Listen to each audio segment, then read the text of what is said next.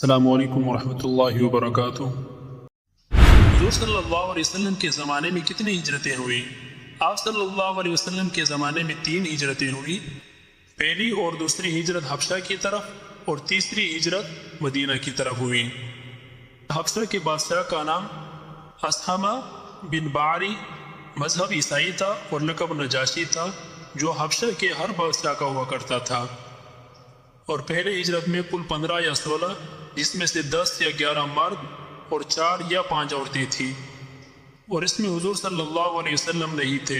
اور مشہور یہ ہے کہ حضرت جعفر بن ابی طالب، جو حضرت علی رضی اللہ تعالیٰ عنہ کے حقیقی بھائی تھے، ان سب کے سردار تھے۔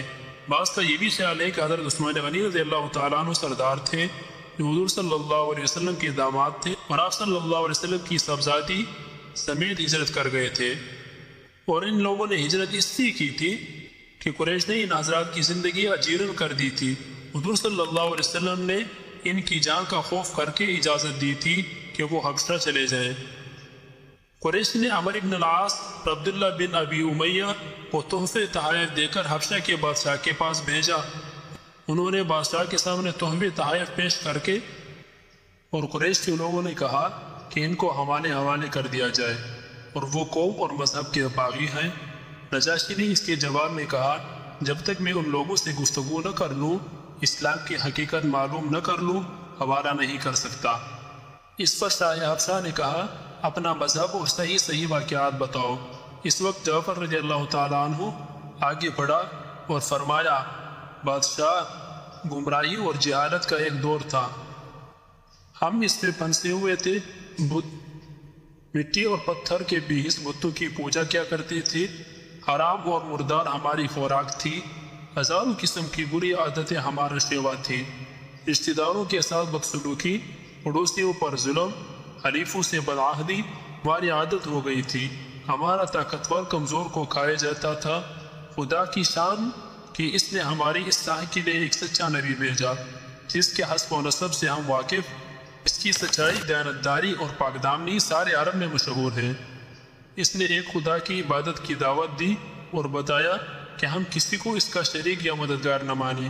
مٹی اور پتھر کی ان گھڑی ہوئی مورتیوں کے سامنے سے گردن کھینچ لی، جن کے قدموں میں ہمارے سر مارے پھرتے تھے، اور حکم فرمایا کہ سچ بولو، عزیزوں، رشتہ داروں سے اچھا برتاؤ کرو، پڑوسیوں پر احسان کرو، حرام سے بچو، بے گناہوں کے قتل و خون سے ہاتھ روکو، بری باتوں سے نفرت کرو، جھوٹی باتوں پر لعنت بھیجو، یتیم کا مال ہرگز مت کھاؤ، نماز پڑھو، روزہ رکھو، حج اور زکوٰۃ ادا کرو۔ جناب والا، ہم ان پر 100 جان سے ایمان لے آئے اور تہ دل سے ان کی تصدیق کی۔ اس کے بعد سورہ مریم کی تلاوت کی اور حضرت عیسیٰ علیہ السلام اور مریم علیہ السلام کے متعلق اسلامی عقیدہ کو واضح کیا، اور بادشاہ پر اس کا اثر یہ ہوا، وہ خود بھی ایمان لے آیا اور ان مسلمانوں کو قریش کے حوالہ کرنے سے انکار کر دیا۔ یہ ہجرت نبوت کے 5ویں سال ہوئی، اور مسلمان اس قدر جلدی واپس کیوں آ گئے 2-3 ماہ بعد؟ اس کا جواب یہ ہے کہ غلط خبر مشہور ہو گئی تھی کہ مکہ کے کافر مسلمان ہو گئے، اور جب یہ لوگ واپس مکہ آ گئے تو ان لوگوں نے مسلمانوں پر ظلم اور زیادتی دوبارہ شروع کر دی۔ پہلی ہجرت سے واپسی نبوت کے 5ویں سال ہوئی۔ اس سال تک مسلمانوں کی تعداد 40 مرد اور 11 عورتیں ہوئی تھی، اور اس سال کا بڑا واقعہ یہ پیش آیا تھا کہ حضور صلی اللہ علیہ وسلم کے چچا زاد حضرت حمزہ رضی اللہ تعالیٰ عنہ، اور پھر 3 دن بعد حضرت عمر فاروق رضی اللہ تعالیٰ عنہ کا مسلمان ہونا۔ اور ان دونوں بزرگوں کے اسلام لانے کا اثر یہ ہوا کہ اس وقت تک مسلمان ہونے والے حضرات اگرچہ عقل مندی، سنجیدگی اور طبیعت کی نیکی میں بے نظیر اور مشہور تھے، چنانچہ حضرت ابوبکر صدیق رضی اللہ تعالیٰ عنہ مقدموں کا بہترین فیصلہ کرنے والے مشہور تھے، مگر یہ حضرات رعب اور داغ کے آدمی نہیں تھے۔ اسی وجہ سے تمام اسلامی کام چھپ چھپ کر ادا کیے جاتے تھے، اور اسلام اس سال تک گویا پوشیدہ راز تھا۔ یہ دونوں بزرگ چونکہ شجاع اور باروق تھے، ان دونوں حضرات نے خصوصاً حضرت عمر فاروق رضی اللہ تعالیٰ عنہ نے اس کو ایک دم توڑ دیا۔ اور حضرت عمر فاروق رضی اللہ تعالیٰ عنہ نے اس کو کہ جو مسلمان چھپ چھپ کر اسلام کی عبادت کیا کرتے تھے اس پردے کو ایک دم سے اٹھا دیا۔ خیال یہ ہے کہ اسی توقع کے بنا پر حضور صلی اللہ علیہ وسلم نے دعا بھی فرمائی تھی کہ اے اللہ عمر بن خطاب یا ابو جہل بن ہشام کے ذریعے سے اسلام کو قوت عطا فرما، اور یہی امید تھی جس نے مسلمانوں کے اس درجہ خوش کر دیا کہ حضرت عمر فاروق رضی اللہ تعالیٰ عنہ کے مسلمان ہونے پر بے اختیار نعرہ تکبیر اس قدر زور سے بلند کیا کہ مکہ کی گلیاں گونج اٹھی۔ چنانچہ خیالات کے موافق عمر فاروق رضی اللہ تعالیٰ عنہ نے عمل بھی کیا۔ اسلام کے بعد حضرت عمر فاروق رضی اللہ تعالیٰ عنہ کا پہلا کارنامہ کیا تھا؟ حضرت عمر رضی اللہ تعالیٰ عنہ جب اسلام سے مشرف ہو چکے تو عرض کیا یا رسول اللہ اگر ہم حق پر ہیں تو اس چھپانکی کی کوئی وجہ نہیں، اور پھر مسلمانوں کو ساتھ لیا اور حرم میں جا کر ایک خدا کی عبادت بجا لائے۔ کفار نے اس دلیری کو کس نگاہ سے دیکھا؟ دن بدن اسلام کی ترقی نے ان کو سہما دیا۔ فوری طور پر تو اس دلیری کا جواب مار پیٹ سے دیا، لیکن پھر پوری طاقت سے مسلمانوں کو فنا کر دینے کے اٹھ کھڑے ہوئے۔ مسلمانوں کو مٹا دینے کی یہ شکل نکالی۔ یہ انتظام تو پہلے ہی سے تھا کہ کوئی شخص حضور صلی اللہ علیہ وسلم تک پہنچ نہ سکے۔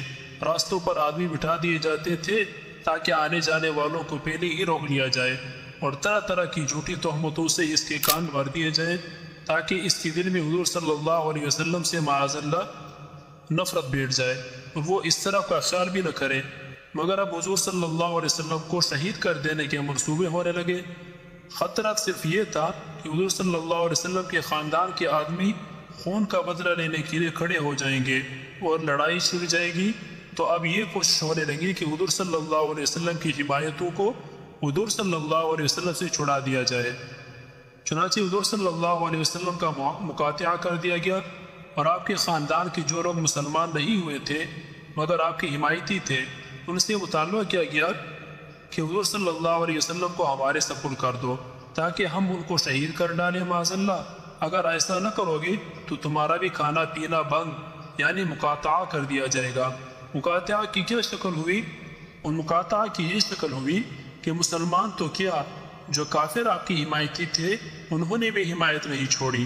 اس پر ان سب کو مکہ مکرمہ کے اس مقام پر ڈال دیا گیا تھا جو کہ سیبی ابی طالب کے نام سے مشہور ہیں۔ عام طور سے بندش لگا دی گئی کہ نہ کوئی شخص ملاقات کر سکے، نہ کھانے پینے یا اور کسی قسم کی کوئی چیز حضور صلی اللہ علیہ وسلم تک پہنچا سکے، اور اس کے متعلق کافروں کے بڑے بڑے سرداروں نے ایک معاہدہ لکھ کر خانہ کعبہ میں رکھ دیا۔ اور یہ مقاطعہ نبوت سے 7ویں برس محرم کے مہینے میں شروع ہوا۔ اس مقاطعہ یا محاصرہ یا نظر بندی کے زمانے میں مسلمانوں پر کیسی گزری؟ دانا پانی کا پہنچنا بند تھا، بھوک سے بچے بلبلاتے تھے۔ وہ کافر جو خاص رشتہ دار تھے ان کی آوازیں سنتے مگر رشتہ داروں کے خون سفید ہو گئے تھے، یا رحم ہی نہیں آتا تھا، یا معاہدے کی پابندی نے دلوں سے رحم نکال دیا تھا۔ درختوں کے پتے اور گھاس کی جڑیں کھا کر زندگی بسر کی جاتی تھی۔ سب صحابی محاصرے ہی میں رہے۔ محاصرے کے علاوہ حضور صلی اللہ علیہ وسلم نے صحابہ کو ہجرت کی اجازت بھی دی تھی، چنانچہ مسلمانوں نے دوبارہ حبشہ کی طرف ہجرت کی۔